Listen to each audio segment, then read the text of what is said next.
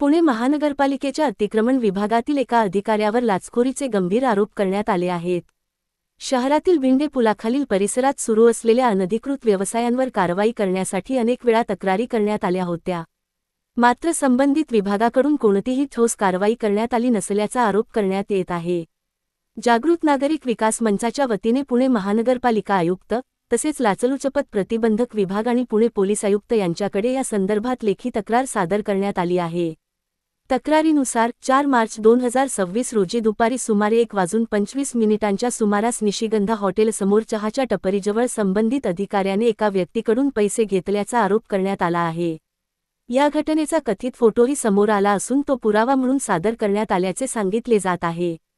या प्रकरणामुळे पुणे महानगरपालिकेची प्रतिमा मलिन होत असल्याचा आरोप करत संबंधित अधिकाऱ्याची सखोल चौकशी करून त्याच्यावर कठोर कारवाई करण्यात यावी, अशी मागणी करण्यात येत आहे. दरम्यान, या प्रकरणाबाबत संबंधित अधिकाऱ्यांची अधिकृत प्रतिक्रिया अद्याप मिळालेली नाही. चौकशीअंतीच या प्रकरणातील सत्य समोर येणार आहे.